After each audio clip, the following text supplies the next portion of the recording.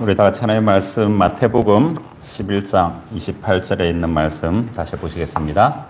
마태복음 11장 28절에서 30절 말씀입니다.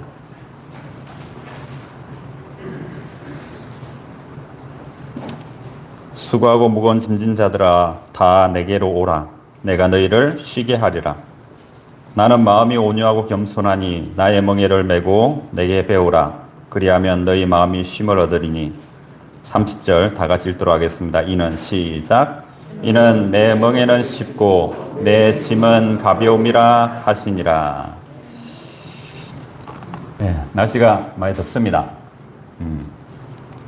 코로나 때문에 힘들기도 하고 세상 곳곳에 여러 가지 뉴스들로 시끄러운 것이 사실입니다. 네, 솔로몬은 전도서 1장에서 해 아래 새 것이 있다고요, 없다고요? 없다 그랬습니다. 그죠? 이전에 있던 것이 다시 있겠고, 지금 있던 것이 이전에도 있었다라고 이야기를 합니다. 가끔 뉴스를 보면, 야, 이전에 절대 없던 것이 새롭게 생겼다라는 뉘앙스로 이야기하는 때가 참 많이 있습니다. 그런데도 보면, 몇 년 만에 폭염 들어보셨죠? 그죠? 근데 우리의 느낌은 어떻습니까? 지금까지 한 번도 없었던 폭염처럼 느껴집니다. 뉴스가 그렇게 만드는 이상한 힘이 있어요. 왜냐하면 사람은 이 부정적인 것에 쉽게 주목을 하게 되고요. 이 절대 본성이 우리를 그렇게 만들었습니다.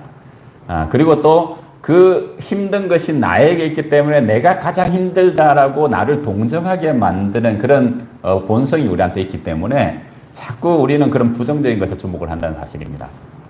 이 코로나라는 이 지금 세계적인 문제가 되고 있는 이 일이 이전에 없었던 것 같습니까?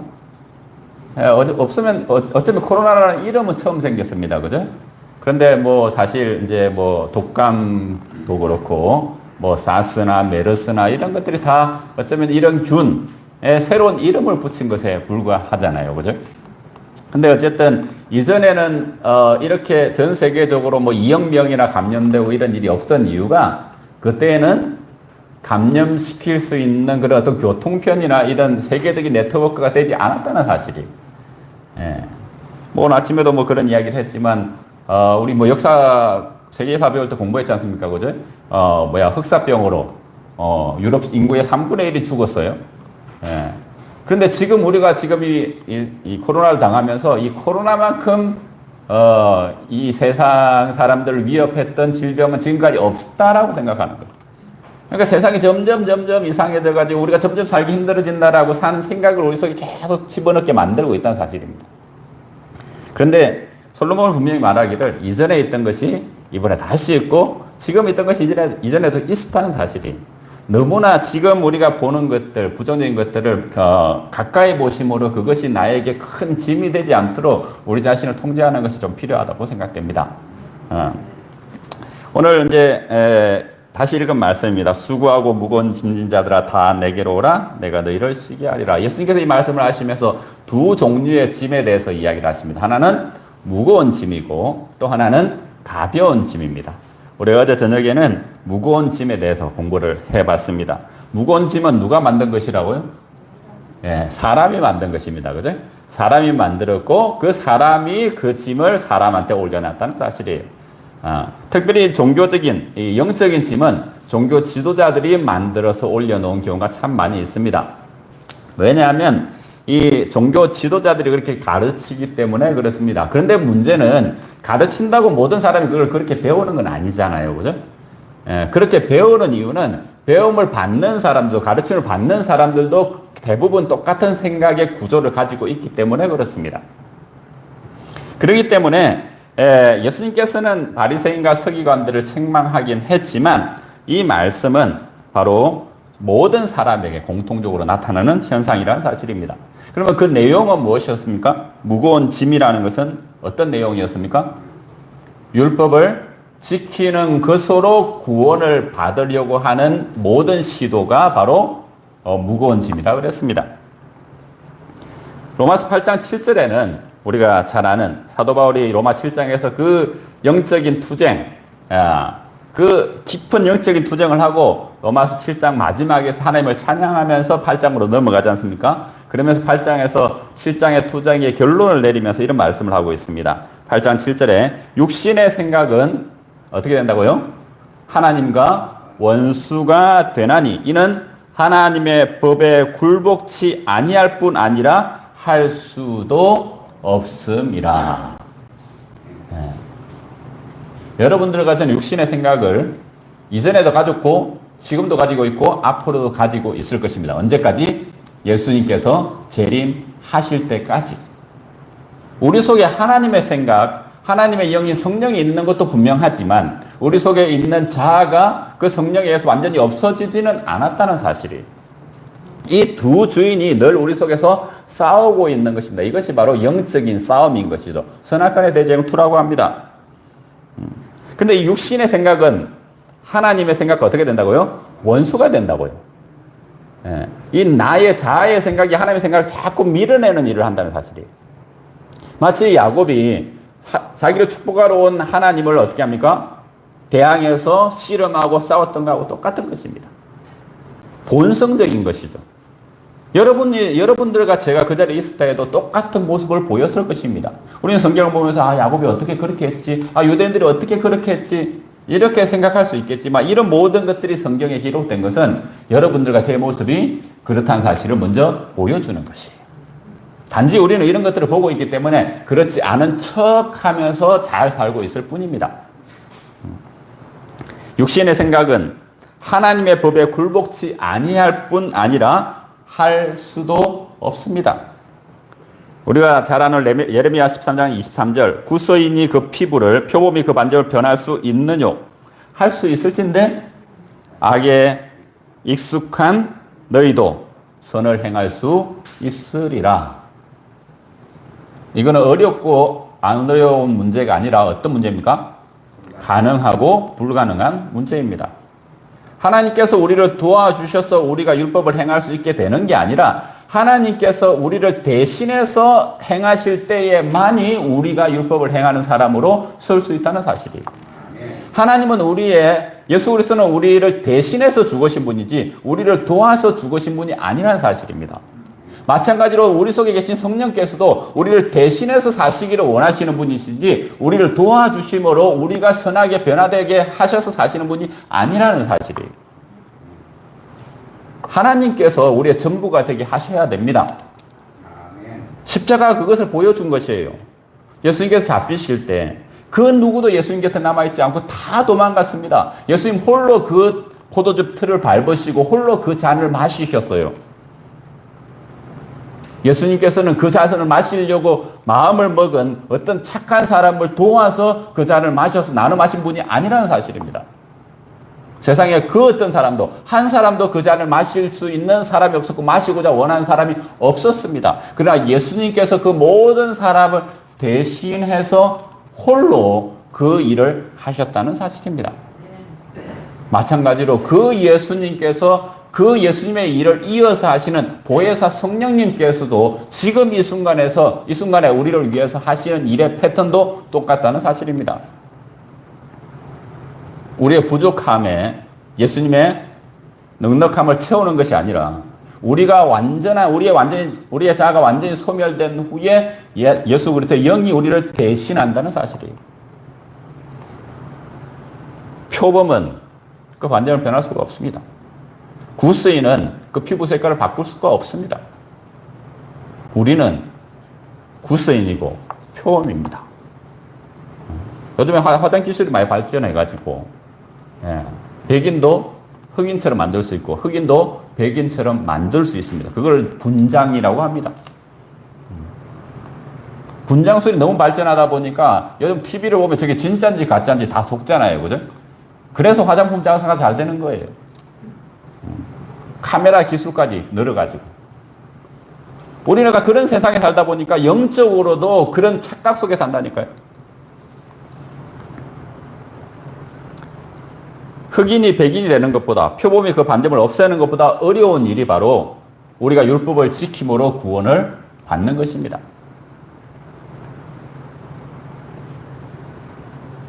영생을 얻기 위해서 혹은 생명에 들어가기 위해서 율법을 지켜보신 분은 그것이 얼마나 어려운 일인지 그것이 불가능한 일임을 분명히 깨닫게 될 것입니다. 그래서 예수님의 이 말씀을 꾸준히 듣고 있었던 이 예수님의 제자들이 누가복음 18장 26절에서 이렇게 반응합니다. 우리가 뭐 누가복음 18장 18절부터 시작되는 이야기 잘 아시잖아요. 그 부자 청년법관 예수님을 찾아왔고요. 내가 무엇을 하여야 영생을 얻으리까라고 물었습니다. 그랬더니 예수님께서 율법에 무엇이라 기록되었으며 무엇이라 기록되었느냐, 그 율법을 지키라라고 하니까 내가 어려서부터 다 지켰습니다라고 이야기했습니다. 그랬더니 예수님께서 하시는 말씀이 네가 가서 네 가진 것을 팔아서 가난한 사람에게 주고 나를 쫓아라라고 말씀하셨어요. 그러니까 이 율법사가 이 청년 법관이 뭐라고 했습니까? 자기 재산이 너무 많아서 근심하며 돌아갔다라고 했습니다. 그래 그 돌아가는 뒷모습을 보고 있던 예수님께서 제자들에게 하신 말씀이 무엇입니까? 부자가 천국에 들어가는 것이 낙타가 바늘 귀로 들어가는 것보다 더 어렵다라고 말씀하셨습니다. 제자들이 이 예수님께서 하신 이 말씀의 의미를 깨달았는지 깨달지 못했는지 모르겠지만 제자들에게 어떤 느낌은 있었어요. 어떤 느낌이냐면 저런 부자 청년 저렇게 성실하게 살고 저렇게 하나님을 잘 섬기면서 살고 저렇게 다른 사람 잘 도우며 살았던 저런 사람도 구원을 못 받는다면 누가 구원을 받을 수 있겠습니까?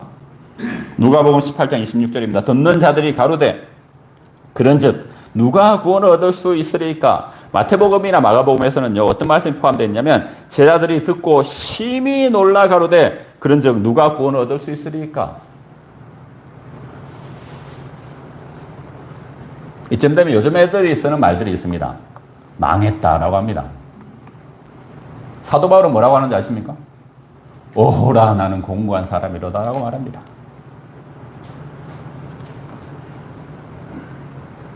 이 집의 무게를 느끼는 사람들은 예수님의 초청이 기쁜 소식, 복된 소식이 될 것입니다. 유대인들은 이 집의 무게를 느꼈습니까? 못 느꼈습니까? 못 느꼈어요. 왜 못 느꼈다고 했습니까? 하나님의 법을 뭘로 바꿨다고요? 사람의 계명으로 만들어 놓고 그것을 하나님의 법이다라고 말했습니다. 그러니까 자기들은 그것을 지켜서 구원받는 것이 얼마나 어렵고 힘든 일인지를 느끼지 못하고 살았어요. 왜냐하면 자기들은 이미 다 지켰다고 생각했거든요. 그것은 자기들에게 더 이상 짐이 아니었거든요. 그러니까 자기 짐을 덜어주러 오신 그 예수가 필요가 없던 것입니다. 그 유대인들의 실수가 여러분들과 저의 실수가 되지 말아야 될 것입니다. 특별히 하나님의 일에 열심을 내고 있는 분이면 더 그렇습니다. 특별히 율법을 잘 지키고자 노력하는 분들은 더 그렇다는 사실입니다. 자기 관리에 철저하신 분들은 더 그렇습니다. 그것이 나쁜 것은 아닙니다. 왜냐하면 그 모든 것들이 합력하여서 선을 이룰 수 있기 때문에 그렇습니다. 그런데 문제는 무엇이냐면 사람은 늘 자기가 보는 것과 자기가 듣는 것, 다시 말해 오감이 느끼고 접수하는 그 신호에 의해서 그 정보들에 의해서 영향을 받는다는 사실입니다. 야, 정말 열심히 하시네요. 정말 다른 사람 잘 도우시고 선하시네요 라는 소리 자꾸 들으면요 나도 모르게 내가 선한 줄 알아요. 참 신기합니다. 그죠? 처음에 사람들이 인사를 하는 말인 줄 알거든요. 근데 그 말을 계속 듣다 보면 내가 진짜 그런 줄 안다니까요. 왜냐하면 우리가 잿된 본성을 가졌기 때문에 그래요. 사람이 자기가 듣고 싶은 말만 듣고 싶어 한다고요.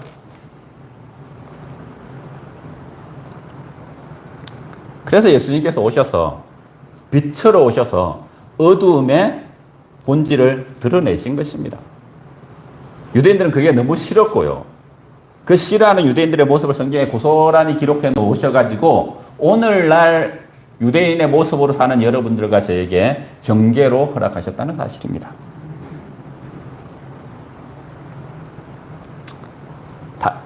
결론적으로 말씀드리면 무거운 짐의 무게를 느끼는 만큼 예수님의 초청이 반가울 수 있다는 사실입니다.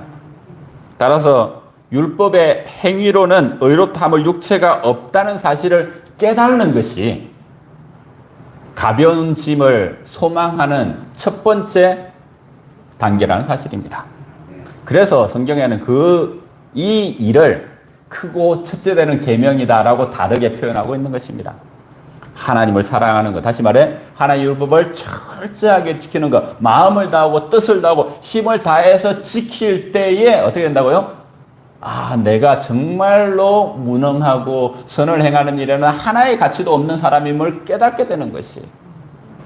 이때 이 짐의 무게를 깨닫고 이 짐을 들어주실 예수 그리스도를 반가워하고 소망하고 따르고 싶어 된다는 사실입니다. 여러분 기억하십시오. 부자 청년법관은 예수님의 초청이 어떻게 했습니까? 거절하고 근심하며 돌아갔어요. 그가 예수님을 만나러 왔을 때는 근심하면서 왔을까요? 아니면 기쁨으로 왔을까요? 기쁨과 기대에 충만해서 왔을 것입니다. 아, 왜냐하면 예수님도 자기를 칭찬해 주기를 원했거든요. 근데 예수님께서 뭐라고 합니까? 네 가진 거 다 팔아서 나를 따라오너라라고 하니까 어떻게 합니까? 근심하며 돌아갔다라고 이야기를 하고 있습니다.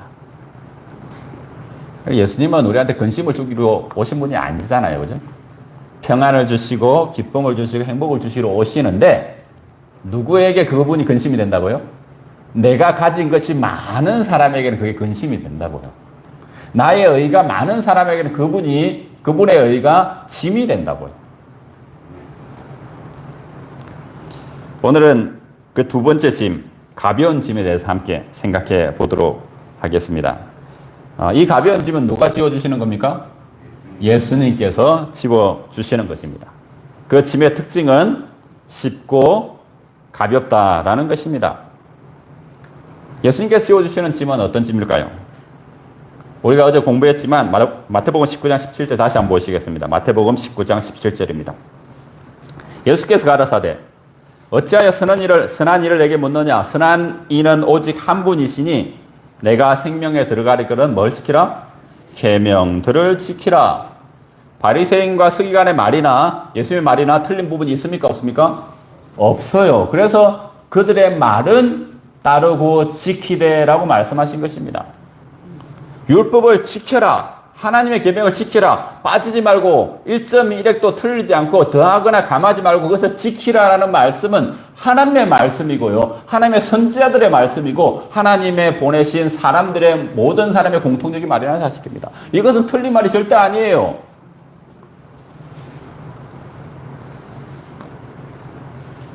그러나 같은 말이라 해도 틀릴 수가 있는 이유가 있습니다.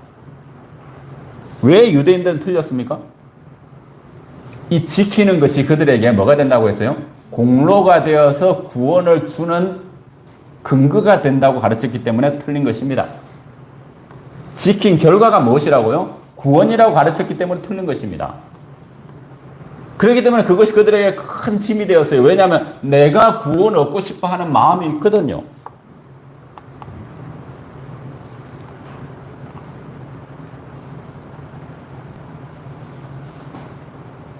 요즘에 올림픽이 한창입니다. 그죠? 예. 그 올림픽을 참가하는 선수들이 성적을 잘 내는 비결이 있습니다. 뭔지 아십니까? 이번에 양궁 선수들 보셨죠? 그 중에 안산이라는 선수가 있었는데, 우리나라 역사상 3관왕을 처음 한 친구입니다. 뭐, 보니까 광주 출신의 사람이 있더라고요. 광주, 여자 대학교에 특수 교육학과를 다니는 친구예요. 근데 그 친구가 활을 쏠 때, 자기가 뒤지고 있었는데도 어떻게 합니까? 심박수가 엄청 낮아요. 오히려 보고 있는 사람의 심박수가 그 활을 쏘려고 대기하는 이 선수의 심박수보다 훨씬 높아. 어떻습니까? 아주 편한 마음으로 경기에 응했다는 사실이. 보통 사람이 아닌 것은 분명합니다. 긴장을 하게 되면 심박수가 올라가는 게 사람의 공통적인 특징이거든요. 그러니까 그렇게 좋은 성적이 나오는 거예요. 다치고 있는 환경에서도 그렇게 평안하게 경기를 하니까 마지막에 좋은 결과가 나오는 것입니다.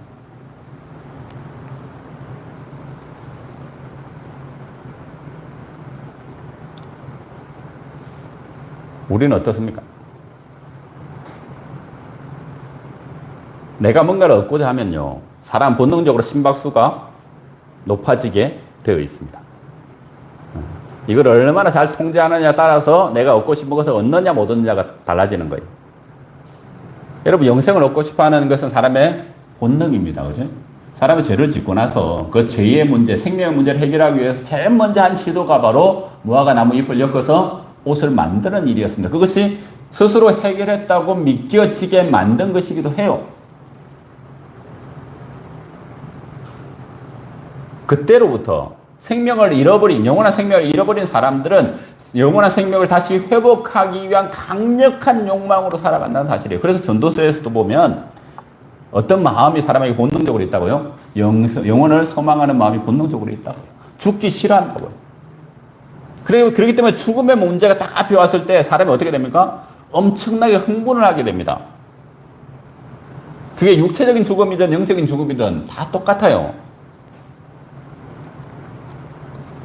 왜 이 세상의 많은 전쟁들 중에 그렇게 잔인하고 그렇게 심각한 전쟁이 종교 전쟁이 됩니까?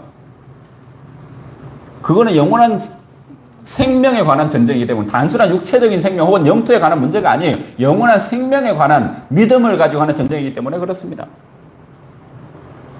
교회 안에서도 마찬가지고요. 어쩌면 가족 간에도 마찬가지인 것입니다. 신앙 때문에, 그죠? 신앙 때문에 많은 문제들이 생깁니다. 왜냐하면 그것이 영원한 생명을 결정짓는 문제라고 믿고 있기 때문에 그렇습니다. 마찬가지로 유대인들이 자기의 영적인 영원한 생명을 얻기 위해서 고군분투하다 보니까 어떻게 됐다고요? 공격적이 되고 날카로워지고 비판하게 되고 정죄하게 되는 그런 것들로 충만한 사람이 되었다는 사실이에요. 얻고 싶어하는 마음이 강해지면 강해질수록 그것을 얻을 수 있는 가능성은 줄어든다는 사실입니다. 이런 사람의 본능을 너무나 잘 아시던 예수님께서 오셔서 말씀하시는 거예요. 다 내게로 오라. 그리고 어떻게 하라? 짐을 내려놓으라라고 말씀하십니다. 이것은 첫 번째로 우리에게 이런 요청입니다. 영생을 얻고자 하는 그 욕망을 내려놓으라는 것입니다. 불가능한 것이죠. 불가능한 것입니다. 그렇기 때문에 예수님께서 대안을 주시는 거예요. 뭘 주십니까? 짐은 짐인데 어떤 짐을 주는 거예요? 가벼운 짐을 주시는 거예요. 이 짐은 내려놓을 수 있어요? 없어요? 없어요. 절대 우리가 내려놓을 수 없어요. 살아있는 동안에 내려놓을 수 없기 때문에 예수님께서 무거운 짐을 내려놓으시고 가벼운 짐을 얹어주시는 거예요. 여러분, 우리가 살아있는 동안에는요, 우리 생각이 끊임이 없습니다. 살아있기 때문에. 이것 때문에 힘든 것도 알아요. 맞습니까? 스트레스 받을 때, 이거 생각하지 말고 다른 거 생각해야지, 다른 거 생각해야지 하고 있는 동안에도 그것 때문에 스트레스 받는 거예요.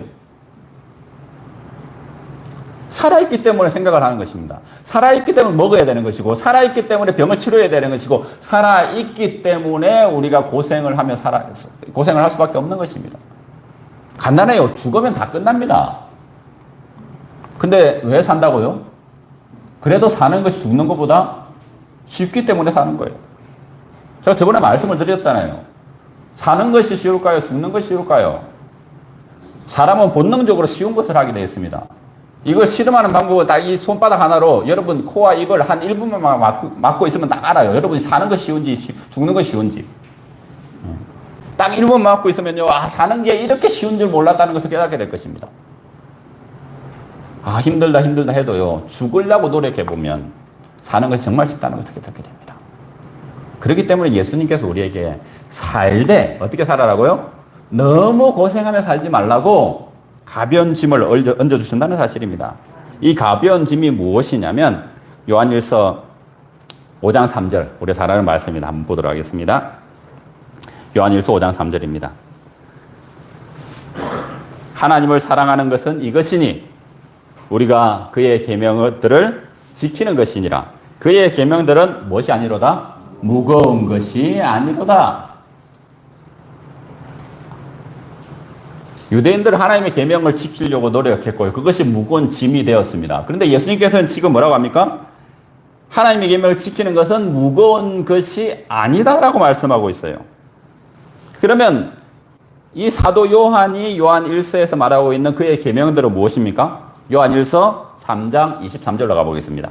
요한 1서 3장 23절입니다. 그의 계명은 이것이니 우리로 하여금 오해하지 않게, 뭐 우리로 하여금 다른 생각하지 않게 성경은 분명하게 찝어서 이야기를 하고 있습니다. 곧 하나님, 그의 아들 예수 그리스도의 이름을 믿고 그가 우리에게 주신 계명대로 서로 사랑할 것이니라. 계명이 무엇이라고요? 그 아들 예수 그리스도의 이름을 믿는 것이다 라고 이야기합니다. 그리고 또 한 가지는 그의 주신 계명대로 서로 사랑할 것이니라 라고 이야기를 하고 있습니다. 마치 두 개인 것처럼 이야기하잖아요. 그죠? 근데 이게 두 개가 아니라는 사실은 요한일서 3장 14절에 나옵니다. 앞으로 조금 더 가보면요. 14절에 우리가 형제를 사랑함으로 사망에서 옮겨 생명으로 들어간 줄을 어떻게 하니와? 알거니와 사랑치 아니하는 자는 사망에 거하느니라. 다시 말해 형제를 사랑하는 사람, 서로 사랑하는 사람들은 이미 사망에서 어디로 옮겼다고요? 생명으로 옮겼다고요. 예수님께서 부자 청년에게 사망에서 생명으로 옮기는 방법, 생명에 들어가는 방법을 뭐라고 했습니까? 하나님의 계명을 지키면 사망에서 생명으로 들어간다라고 이야기했습니다. 맞습니까? 네, 마태복음 19장 17절입니다. 예수께서 가라사대 어찌하여 선한 일을 내게 묻느냐? 선한 일은 오직 한 분이시니 내가 생명에 들어가려면 뭘 지키라? 계명들을 지키라. 생명에 들어가는 방법은 계명들을 지키는 것입니다. 다시 말해 생명에 들어가기 위해서 계명을 지키는 것이죠. 그런데 요한일서 3장 14절에는 생명에 들어간 사람이 어떻게 한다고요? 형제를 사랑하게 된다고요. 그러면 형제를 사랑하는 것은 생명에 들어간 결과지 생명에 들어가는 조건이 아니라는 사실입니다. 우리가 형제를 사랑할 때에 구원을 받는 게 아니고 구원을 받았기 때문에 형제를 사랑할 수 있게 되는 것이에요. 여러분 이것을 분명히 아셔야 됩니다. 그렇기 때문에 고린도전서 13장 1절부터 3절에 그런 말씀이 나오는 거예요. 네가 네 몸을 불사르게 내어줄지라도 사랑이 없으면 아무것이 아니라는 말씀이 나오는 것입니다. 우리가 형제를 사랑함으로 사망에서 옮겨 생명으로 들어간 줄을 알거니와 사망에서 옮겨 생명으로 들어간 사람이 야말로 형제를 사랑할 수 있다는 사실입니다. 자, 이 정도에 정리해보면 그의 계명은 이것이니 곧 그 아들 예수 그리스도의 이름을 믿고 그가 우리에게 주신 계명대로 서로 사랑하는 것이라는 말씀은 그의 계명은 딱 한 가지 뭡니까? 그 아들 예수 그리스도의 이름을 믿는 것이에요. 이 계명을 지키면 어디로 옮겨요? 사망에서 생명으로 옮겨지게 되고 옮겨진 결과가 서로 사랑하게 되는 것입니다. 우리 자꾸 이 순서를 헷갈리는 거예요. 그러니까 형제를 사랑해가지고 열심히 사랑해가지고 구원을 받으려고 하는 이 무거운 짐을 여전히 지고 있는 것이. 순서만 잘 정리만 되면 무거운 짐을 내려놓고 가벼운 짐을 질 수가 있습니다.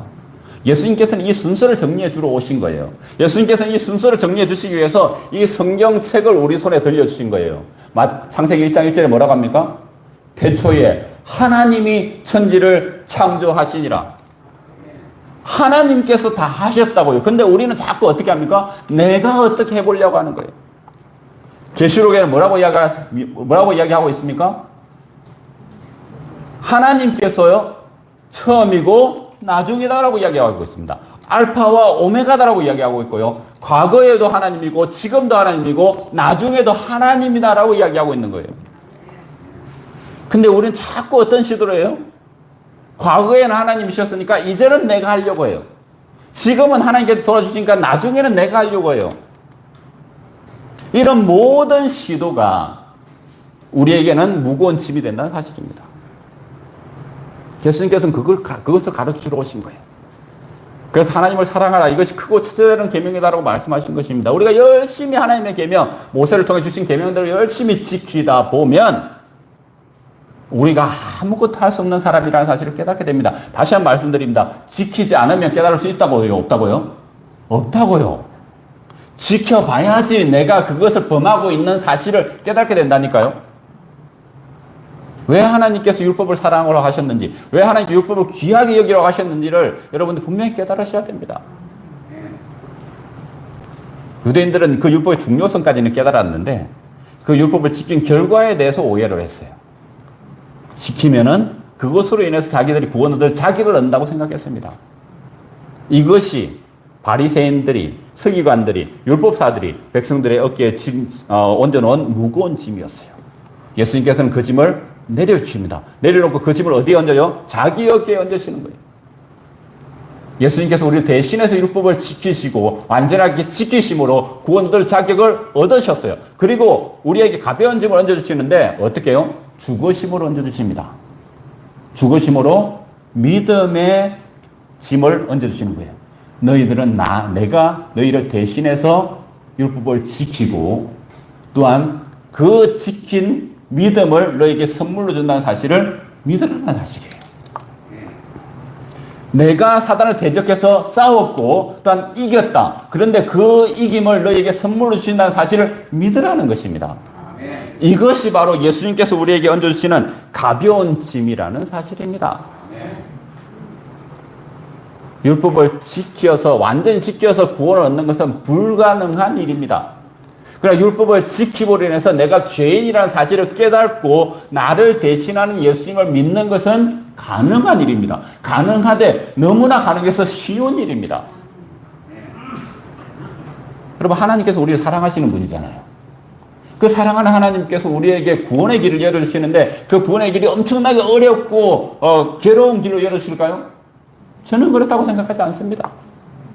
제가 언젠가 여러분들하고 함께 좁은 문에 대해서 공부를 할 시간이 있으리라 생각됩니다. 이 좁은 문, 예수님께서 분명히 말씀하셨잖아요. 너희가 좁은 문으로 들어가라. 사망으로 인도하는 문은 길은 넓고 문은 크고 길은 넓어서 그리 찾는 사람은 많이 있대. 생명으로 인도하는 문은 좁아서 찾는 이가 적다라고 이야기하셨어요. 그래서 마치 구원을 얻는 길이 정말로 고난스럽고 힘든 길이라고 생각하는 때가 참 많이 있다는 사실이 절대 그렇지 않습니다. 여러분들이 만약에 부모님인데 자식한테 어떤 상을 얻을 길을 마련해 주는데 정말 어렵게 마련해 주겠습니까? 가끔 제가 공부를 해보면요, 그런 고약한 선생님들이 있어요. 다는 그러지 않는데 정말 그런 고약한 선생님들이 있다니까요. 근데 그분은 선생에 불과하지 스승은 되지 못합니다. 절대로. 학생들을 사랑하는 것보다는 선생이라는 직업으로 그 일을 하기 때문에 그렇습니다. 정말로 사랑으로 한다면요, 학생들이 문제를 맞추기를 바라는 마음으로 시험 문제를 내는 것이, 학생들이 좋은 성적을 얻기를 바라고 또한 좋은 성적을 얻을 뿐만이 아니라 더 잘 배우기를 바라는 마음으로 테스트를 보고 시험을 치게 되는 것입니다. 여러분, 하나님 뭐가 부족해서, 우리가 뭐가 미워서 우리한테 그렇게 어려운 길을 제시하시면서 구원받으라고 말씀하실까요? 예수님께서 말씀하시기를 내 짐은 가볍고 내 멍에는 쉽다라고 분명히 말씀하셨습니다. 내가 곧 길이요 진리요 생명이라고 말씀하신 그 예수님께서 우리에게 생명을 주시기 위해서 가벼운 짐을 얹어주십니다. 그 가벼운 짐의 맛을 보게 되시길 간절히 바랍니다. 마지막으로 우리가 기억해야 될 것이 한 가지가 있습니다. 무거운 짐이든 가벼운 짐이든 짐은 짐이라는 사실입니다. 예수 그리스도를 믿음으로 구원을 얻게 되는 것이 바로 가벼운 짐인데 그 가벼운 짐도 우리에게는 뭐가 된다는 사실이에요? 짐이 된다는 사실이에요. 왜냐하면 죄된 본성이 있기 때문에 그렇습니다. 사람은 무거운 것도 혹은 어려운 것도요, 즐기는 본능이 하나 있습니다. 어려운 문제를 딱 풀고 나면 어떻습니까? 희열이라는 게 있잖아요. 그죠? 예. 그런 걸 하고 싶어 하는 본능이 있다니까요. 그러다 보니까 어려운 문제만 잘 풀다가 쉬운 문제를 내면 사람들이 틀려요. 그죠? 그래서 소위 말하는 수학과 박사 과정을 하는 사람들한테 쉬운 산수 문제를 냈더니 다 틀리더라는 말이 있잖아요. 어려운 것에 익숙하고 힘든 일에 익숙한 사람들은요, 쉬운 걸 내주면 그것을 재미없어 합니다. 예수 그리스도를 믿으라는 이 계명을 지키는 것은 우리가 십계명을 완전히 하나님처럼 잘 지켜서 구원 얻는 것보다 훨씬 쉽고 정말 가벼운 것인데 많은 사람들이 그것을 싫어해요. 본능적으로 습관적으로 싫어하는 경향이 있다는 사실은 그래서 예수님께서 뭐라고 합니까? 내 짐을 지라라고 말씀하시는 거예요. 짐은 가벼워도 짐이고 일은 쉬워도 일은 일입니다. 절대 본성이 이 일을 일로 느끼게 하는 것은 좋지만 그렇다고 해가지고 재미를 찾아서 어려운 것으로 다시 돌아가지 않게 되기를 간절히 바랍니다. 마지막으로 요한복음 6장 28절의 말씀을 보시겠습니다. 우리가 잘 아는 말씀입니다. 성는 양식에 대해서 말씀을 하시고 하시는 그 단락에 하신 말씀인데 저희가 묻되 우리가 어떻게 하여야 하나님의 일을 하오리까? 유대인들의 머릿속에는 오늘날 여러분들과 제가 생각하는 것처럼 많은 하나님의 일이라는 그 단어에 대한 개념들이 있었을 것입니다. 11조를 밭에서 나는 채소의 10분의 1까지 드리는 것이 하나님의 일이라고 믿었던 사람들이 있었어요. 안식일에는 뭐 얼마 이상 가면 안 되고 안식일에는 이거 하면 안 되고 저거 하면 안 되고 안식일에는 배가 아무리 고파도 밀을 따가지고 손으로 이렇게 가부려 뭐 먹으면 안 되고 손을 몇 번씩 안 씻으면 안 되고 뭐 이런 많은 것들이 하나님의 일이라고 생각했던 사람들이 있었습니다. 나쁘지 않아요. 그렇게 사는 건 좋습니다. 자기 믿음대로 살 수밖에 없으니까요. 그런데 그것이 얼마나 힘들다는 사실을 그들이 깨달아야 되는 것이에요. 그런 생각을 가진 사람들이 예수님한테 와가지고 묻습니다. 우리가 어떻게 해야 하나님의 일을 하오리까?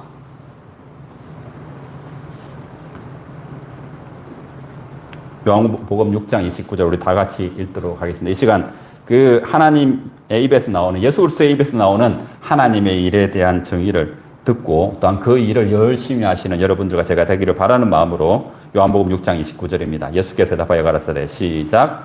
예수께서 대답하여 가라사대 하나님의 보내신 자를 믿는 것이 하나님의 일이니라 하시니 아멘. 누가 예수님을 믿는다고요? 하나님 아들을 믿는다고요? 내가 할 수 없다는 사실을 깨달은 사람, 내가 죄인이라는 사실을 느끼는 사람, 머리로가 아니라 가슴으로 느끼는 사람. 이것을 하시기 위해서 하나님께서 우리에게 율법을 주셨습니다.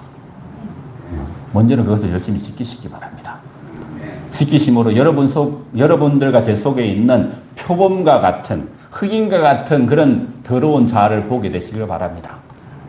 그때에 그 율법이 여러분들과 저를 데리고 어디로 가야 된다고요? 예수님 앞으로 오는 거예요. 그리고 그곳에서 우리의 짐을 대신하신 예수 그리스도를 발견하는 것입니다. 그리고 그 예수를 믿는 가벼운 짐을 우리가 즐겨 지게 될 것입니다. 이 축복이 여러분들과 제 축복이 되기를 바라면서 말씀 마치도록 하겠습니다. 네, 저 말씀을 주신 목사님께 감사드립니다. 우리 다 같이 3위 597장 3위를 다 같이 보겠습니다. 이 3위 끝난 다음에